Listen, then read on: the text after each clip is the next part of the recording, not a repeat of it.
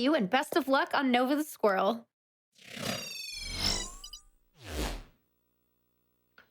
Thank you.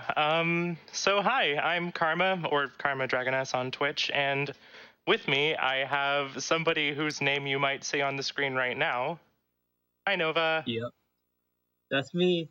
So, this is a cute little homebrew NES game, and I am lucky enough to have the dev with me on a call here. So, the timer won't start just yet. I'm actually just going to go ahead and do my usual reset shenanigans. And before we get started here, I'm going to hold select and press A to get to the shop.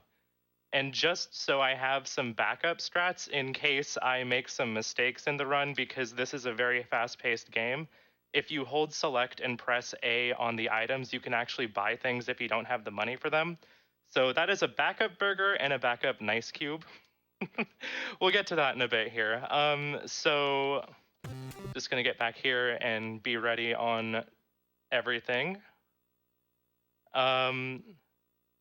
So with that being said, we'll go ahead and start the timer in 3, 2, 1, go. So yeah, as you can tell right off the bat, this is a very fast-paced game. Nova, do you have anything to say for yourself on why you're so fast? I didn't realize that 4 pixels per frame was actually a really fast run speed. Yeah, it's... I figured it's fine because you have to like hold run to do it, so... Yeah. Make sure we don't die there, because I only had 1 HP. Yeah, so... We're trying to collect a little bit of money here on our way through the game, just to make sure that we have enough to purchase some items that we need a little later. One thing that's really nice about this game, casually as well as speedrunning wise, is that the checkpoints are incredibly generous.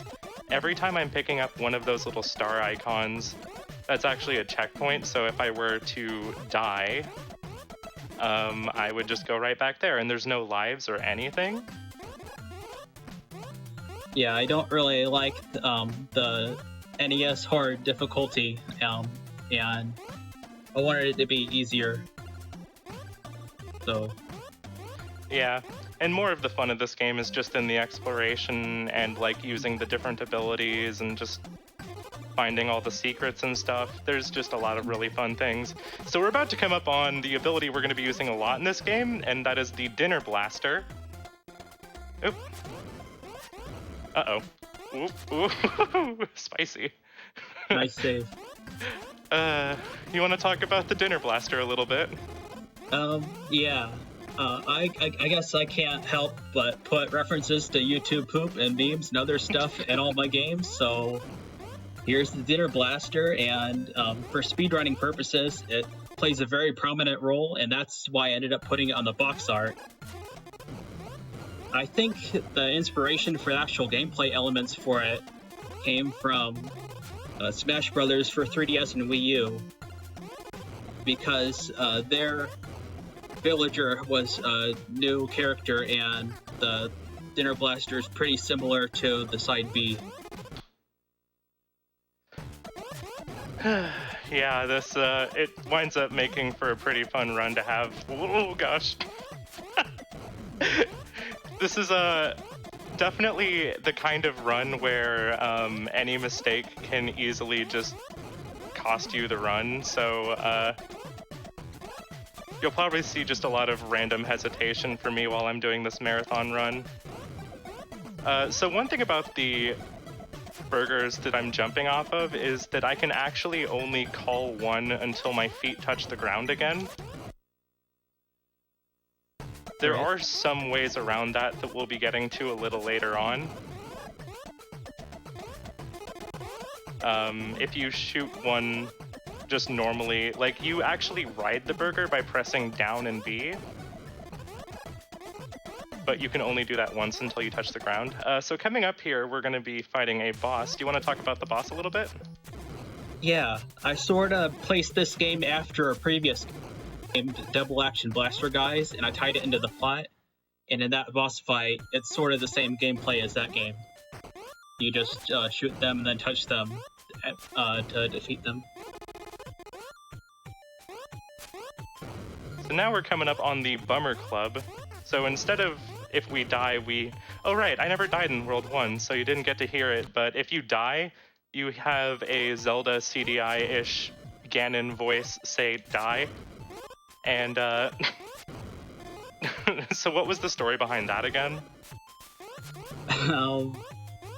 Well, that was actually a recording of my cousin doing a CDI Ganon impression. I originally had the actual clip in there, but I decided to be at least a little bit more safe, even though I really doubt that's going to be something that people would actually care about. I think they'd be embarrassed to file that claim. Or maybe they'd be proud of it, who knows, with the meme culture as it is. Yeah. No idea who even holds those rights anymore. So you'll notice a lot of times I'm going over the top of these screens, as long as there's not like arrows pointing down directly before the spot where I'm exiting the top of the screen. That's usually like a place where you can go above. So a lot of the speed run either involves going up there or forcing my way up there.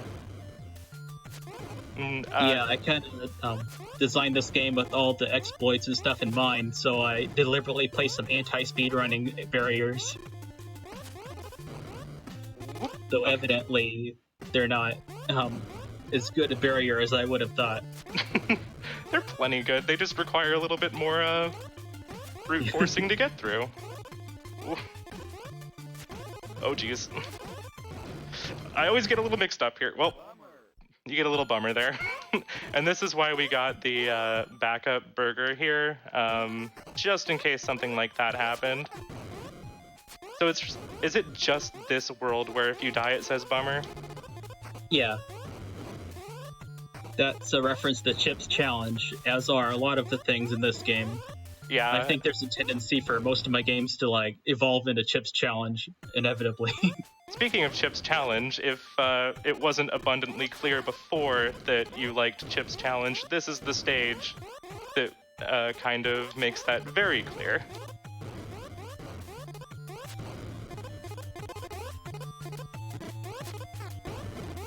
There's actually 2 extra chips on this stage. You don't have to collect all of them, and that just kind of makes it a lot nicer for like if you're just playing this casually. Uh-oh, okay, well, we're gonna do this. Yeah, this was the level that people would usually get stuck on and decide they've had enough. So I gradually made it easier and easier, including making it so that the whole level doesn't reset when you die, and making it so that it doesn't need all the chips. Here's a little puzzle tower. We're gonna be skipping a fair bit of this, about half of it. There's a nice little burger clip there. So anytime there's like 1 block high and you're right below it, you can usually like kind of clip through it. And you might have seen that I just kind of shoved my way through that corner block there. I don't know if you want to talk about like the collision, Nova? Yeah. Originally, right after the game came out, White Hat was speedrunning it, and he found some soft locks, and I sort of really aggressively tried to fix the soft locks, so when you're stuck under some blocks, it will try and look at a bunch of different places near you to find an empty spot, and I guess we pretty much ended up with a situation where trying to fix a soft lock that a speedrunner found ended up pretty much defining all the strategy for speedrunning it. So here's forehead blockhead guy? Yeah, forehead block guy. Okay. And that's one of your older games, right? Yeah, the very first NES game I made, and in the water there was a reference to Sliding Blaster, which was the second game I made. I figured it would be neat to try and tie all my stuff together. Yeah. So with the ice blocks here, you can use them to jump off of them, but you can only have 1 on screen at a time. So the whole deal with them is to make sure that you are keeping moving, really, and just like you make sure to let them go off before you try to use another one. And the game actually trains you on doing jumping like this later. You'll get to see that if we have the World 6 stuff unlocked. Or the World 6 incentives met, rather. By the end of this run. We do indeed already have them met. Awesome. Oh. Cool, so I'll get to show off those extra 4 levels there. I'm excited to see. By the way, do you have a... Oh, I'm sorry. Go ahead. Gonna ask if you had a quick moment for donations. Go for it. Alrighty, we have a $100 donation. This is from Kevin Shadewing. It says, Nova, I'm so proud of you. Congrats on getting your game into GDQ. Can't wait to see Nova the Squirrel 2 done quick.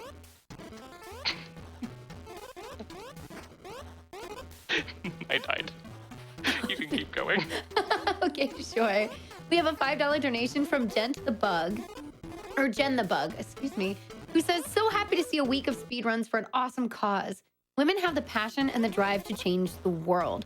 For women in developing countries, education is the power-up they need. Putting my donation toward the Ocarina of Time file name Must Say, because Must Say Andela was my son's favorite Let's Player when he was a little kid, and has been an inspiration of mine as an artist and a streamer. We've also got oh, no, you good. It was the same kind of clip that we had earlier, where as long as you kind of just shove yourself at the right momentum into the blocks. Oops, I need to visit the shop here. That you can make your way through something that you probably shouldn't be able to. I'm gonna cheat there a little bit because I accidentally bought an extra burger. Sorry, I'm cheating, everybody. I'm the worst. If you wanted to go ahead with the donations, go for it. Sure. I've got plenty to read, so you just let me know whenever you would like some. I think one more should be okay. Sure thing. Yeah. We have a $30 donation from Anonymous, who says, I haven't been able to watch or donate to a live GDQ event in years, so I'm very excited to donate again this time. Hoping lots of people can be inspired to take up speedrunning as the community and the work they do keeps growing. Agreed. If you want to get into it, you should just do it. Yeah. Find a game you like. Yeah. Oh. I speedrun this game, I promise. So in the previous stage, you might have seen that I used some auto balloons to get past something. That's something that Polari developed a strat for. Polari is the current world record holder. And it's been just like, this is one of those games where it's been a lot of fun going back and forth with strats. Okay, let's see. So we're fighting your friend Mo Snow here? Yeah. A lot of the events in the game were sort of inspired by some old stuff from Mario World Central. We skipped over the plot, but that's a pretty obvious reference to some stuff that happened there where people posting the post that just said the word nice got out of hand. I guess in a way, part of the game is supposed to be like a tribute to all the fun I had back in the day in those sorts of communities. Heck yeah. I'm gonna grab this extra heart here just so I don't die. I still love how when somebody originally reported that you could keep using the ice without touching the ground, they said, I don't think this is abusable though. We're gonna do some neat little strats in this world here, or this level rather.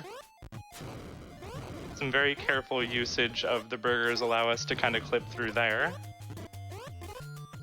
And then, whoop, just kind of sneak in through there.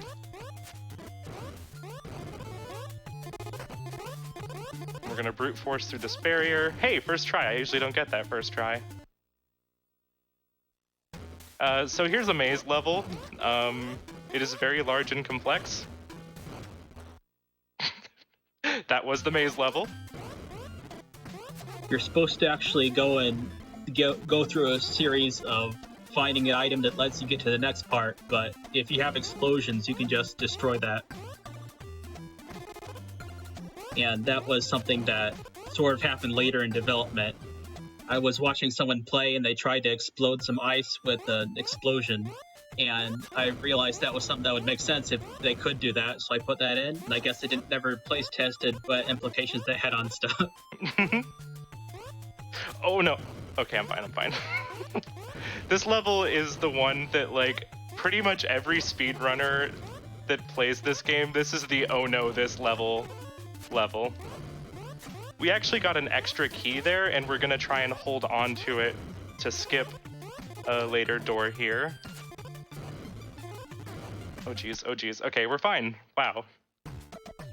That level usually doesn't go that smoothly for me, so I will take it. Drop our burgers there, pick up the ice.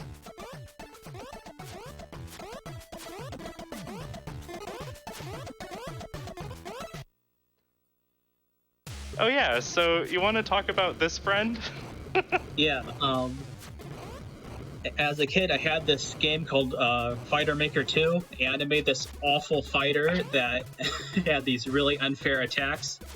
And so I decided I'll just have you fight him in Nova the Squirrel. He's not as bad here, but he does do that kind of stuff, and I tried to make the animations pretty much similar to what's going on in there. Yeah, I had in Fighter Maker 2, I had this thing where you could fly up into the sky and be unable to be, and no one would be able to hit you up there, and you'd be able to just slam down at people. And this boss is a reference to Lego's Jack Stone franchise. Uh-oh. And they had this really early CGI 3D cartoon that was set to, I think, like Lego Club members. So I figured I'd put him in there too. Yeah. Can do, will do. Yeah. We're coming up here in the final world of the game. At least the final main world. World 6 has a few extra levels for us to get to. And this level, or this world, is just kind of like, I don't know, combining a lot of the things that you've gotten from previous worlds. Uh-oh, I think I want that reversed. Yeah, part of the idea here was that you're actually fighting the bad guys in their own turf, and so the graphics here are similar to the ones in Double Action Blaster Guys. And one of the changes I had was that here I'm actually using black outlines on things, and I tried to use that to make this world stand out from the rest of the game. Oop. I feel like it definitely does. It looks very different from most of the rest of the game.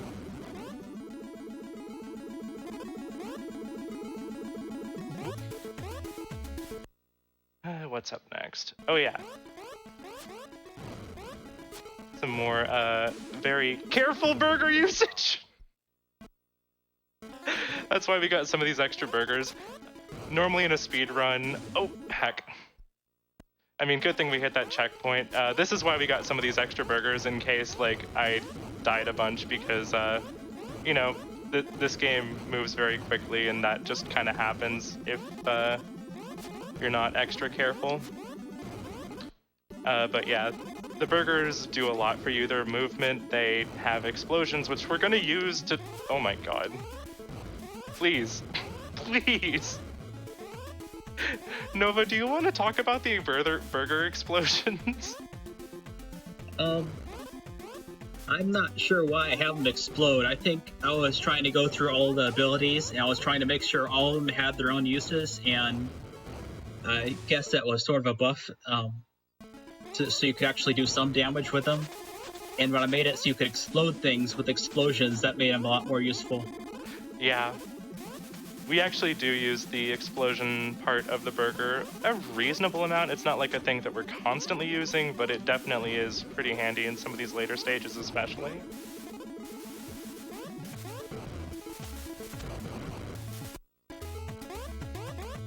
Okay. Oops. Ah, yeah. This is the stage that we get the water bottles for. Typically what you're supposed to do is go up and get the fireballs from one of those two side boxes, but Why do that when you can just use water bottles and just kind of cheap out the boss? Yeah. Oops. Exit. Start. So here's the final, like, main stage. We still have a boss stage to do after this. Oh no! One thing that is nice about this game is that when you do use items from your pause menu, the game is good about refunding them if you die. Actually, what's the logic for the refunds? I figured that if you die, you should get another shot at doing it where you're not at a disadvantage. It winds up being really nice for speedruns. You don't have to buy quite as many items as you would think you might need to. And that's just like another thing that makes this game just kind of nice, is that it's just not like super mean. It's just fun. Yeah, a lot of my inspiration was obviously from the Kirby series with how Nova's copying stuff in this game. So that also tries to be playable for casual players and stuff. I'm not gonna bother reusing Bergs because we're like right here. On this section of the level, I went and made like several new enemy types I just used in this section. Though I also used them in World 6 too. Here's the final boss, it's Bill Nye, and we basically just have to reflect a bunch of projectiles, and timer will stop when we go through the exit door on the screen after we defeat Bill Nye here. And so who was the inspiration for Bill Nye's attacks here? His attacks are based off of Mark's from Kirby Superstar, and all of his attacks have an equivalent that Mark's does. I guess the parts where he's making these columns of mines is probably the most obvious. And that'll be time. Yeah. In Double Action Blaster Guys, he was the final boss there too. And you attacked him the same way, where he shot blocks and you had to reflect him. Before we get into World 6, how about one more donation? Sure. Awesome. We have a $5 donation from Nambona, who says, amazing to see this game at a GDQ. Nova is a great person to talk to in the Super Nintendo Discord we're in. And what was shown of Nova the Squirrel 2 looks incredible so far. Good luck on the rest of the run and the event. Thank you. Oh, thank you. So, I guess so since we did meet World 6, we have an extra 4 levels that we can play here. We ready to go?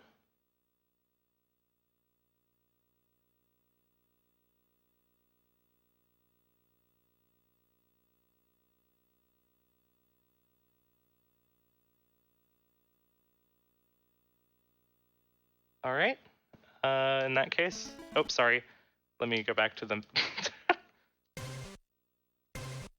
Okay, 3, 2, 1, go. So for this level, the intended path is that you're supposed to use bombs to get through this, because you can use the bombs in this game for both platforming and blowing up walls, but hey, you can actually just use the burgers for that too. And we're gonna make a swap over to the ice blocks here, because we're gonna be using those in the next stage. So this is the stage where you're actually supposed to, oh no. This is the stage where you're actually supposed to figure out how to like do extra cool stuff with the ice blocks, and where you find out that like if you let a block drop off the edge or into lava, you can drop another one, and you can basically use that to jump infinitely. So if we want, oh, okay, I got a little too confident there. We'll do the normal thing. Oh, that was supposed to land on the lava.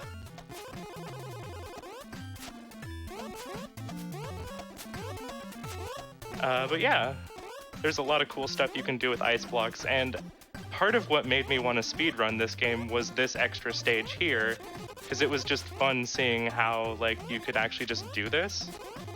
And oh no. I just realized I am not in a good spot here. Yeah, that ice thing is something I deliberately left in so that speedrunners should have fun with it.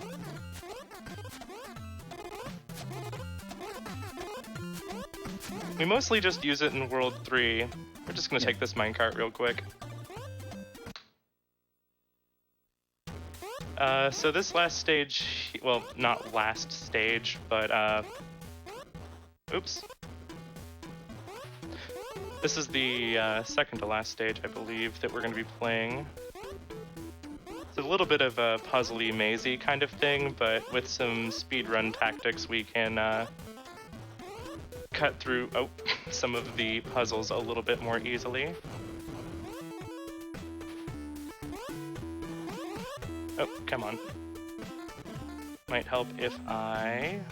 There we go. Grab the boomerangs. And I think that's it for this stage. Oh no.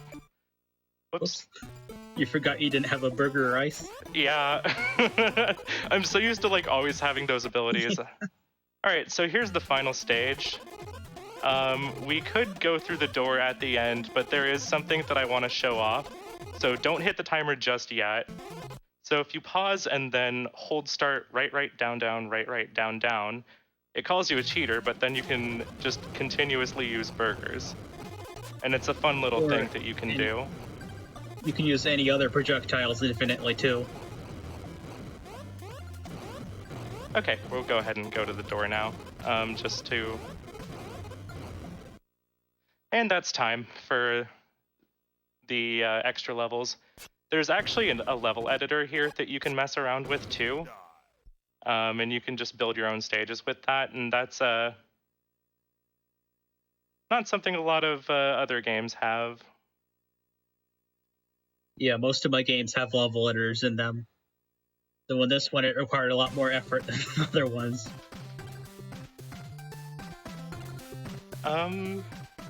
Yeah.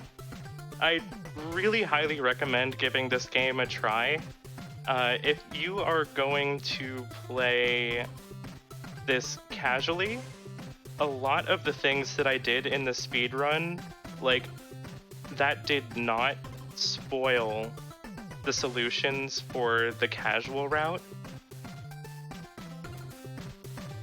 So Yeah. you'll still have plenty of game to try and explore on your own end. Yeah, I think that's all I have. Can't spoil the puzzles if you don't even solve them.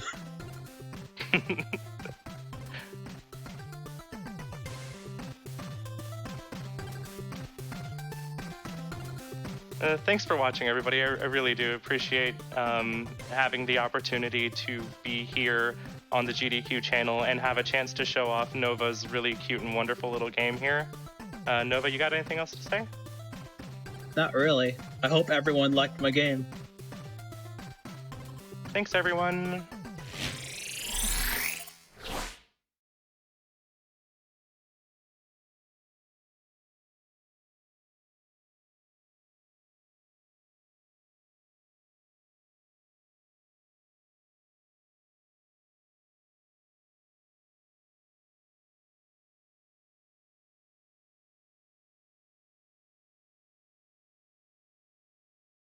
Alrighty, everyone. Just wanted to say thank you again to Karma for a great run of Nova the Squirrel, and Nova as well for coming on and talking about some of the programming and development of the game. Very cool to hear about. As a reminder, we are still working on getting the incentive met for the Ocarina of Time any percent run after the Ocarina of Time race. Currently, it looks like we are about $645 into the $1,000 goal. So just over $350 left, and we will be able to see that additional run happening. Now, before I head out this evening, I'm going to get in a few more donations for you all. We have a $25 donation from Zer Shadowtail, who says, "Save the squirrels." We also have a $20 donation from Joshi saying, "She rides a burger like no problem. No fear at all." That's a good protagonist right there. I appreciate you all spending some time with me this evening and being a part of this event, watching the runs, getting those donations in. Thank you all so much. We have more wonderful runners coming up. For example, Renium is coming up next with the Donkey Kong Country Tropical Freeze any percent no DA run. So get excited to see that and enjoy the rest of the hosts and the runners for the evening. I will see you all tomorrow. And in the meantime, we'll be running a quick Twitch ad. So thank you all so much.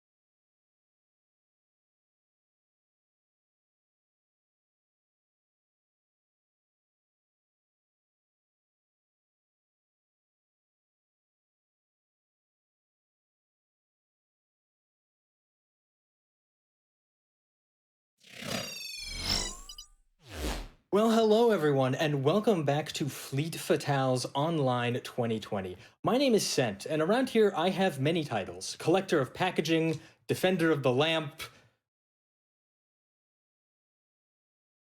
Wait, are you kidding me?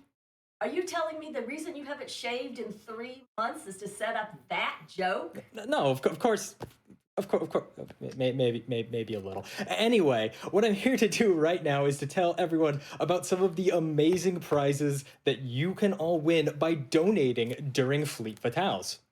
So all you have to do to be entered into winning one of these prizes is donate at least the minimum donation amount while the prize is available. And for Fleet Fatales, that means every day there's going to be a new set of prizes you can donate to be entered to win.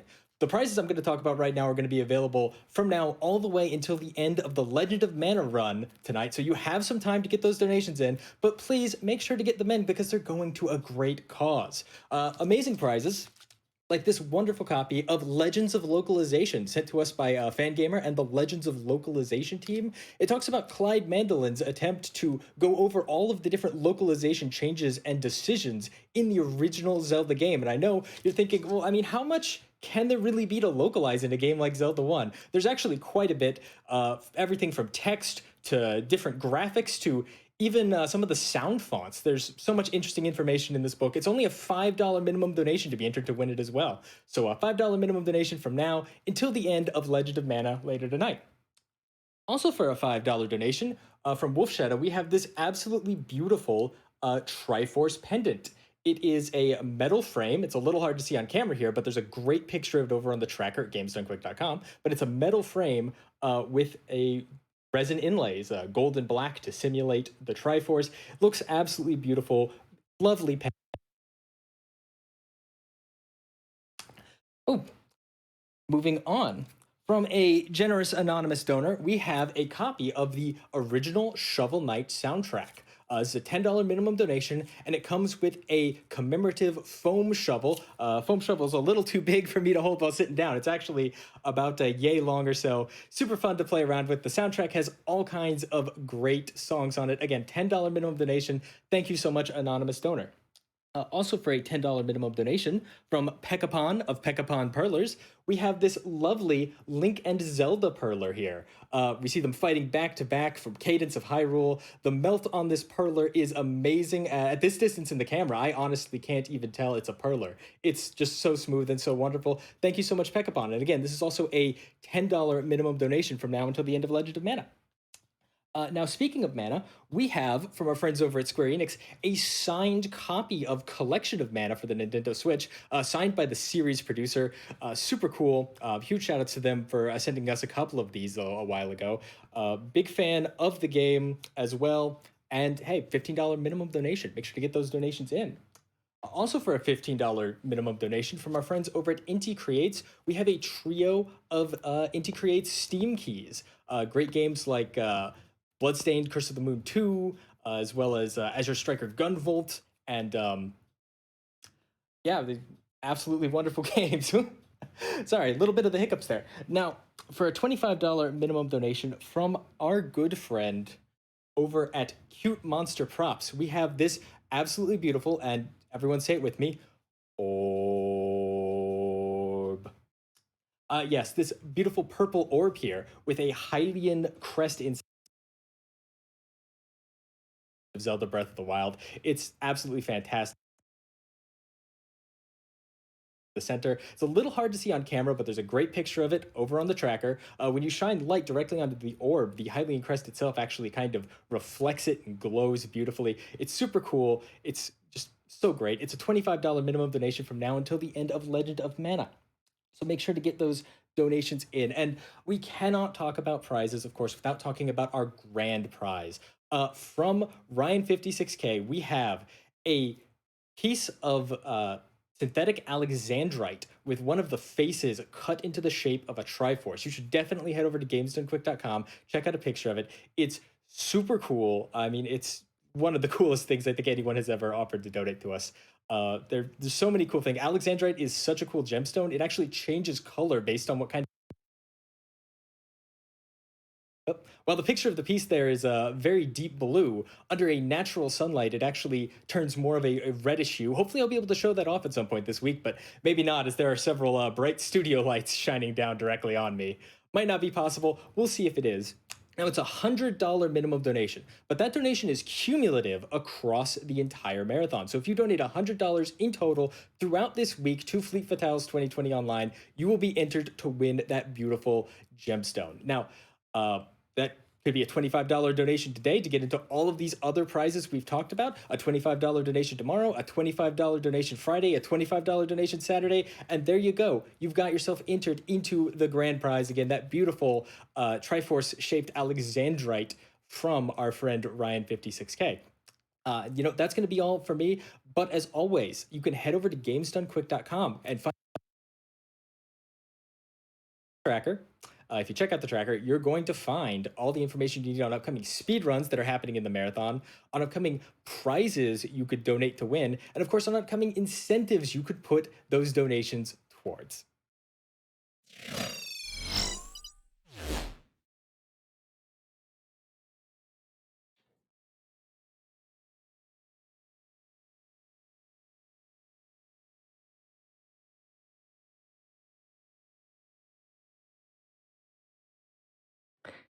Hi everybody, this is Geek Ella, and I'll be your host for the next couple runs. I hope everybody is super excited for DK Tropical Freeze. But let's take a look at what donations we have. Thank you to everyone that has donated so far. See, we have a $100 donation from Chocolate Dave that says, "Gotta start this off right. Here's to a week of good runs for a great cause. Looking forward to seeing Hades later this week."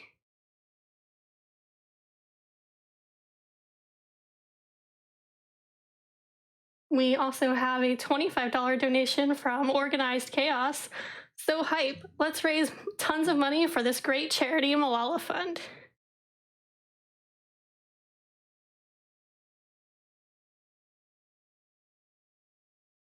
Remember, all of our donations for this event are going to Malala Fund. Malala Fund is working for a world where all girls can learn and lead. Malala Fund advocates for resources and policy changes needed to give all girls a secondary education, invests in local educational leaders, and amplifies the voices of girls fighting for change.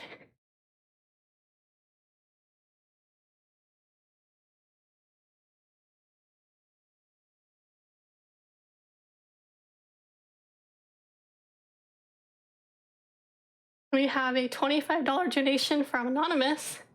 "It's always great to see people doing what they enjoy for a good charity. Good luck to all the runners."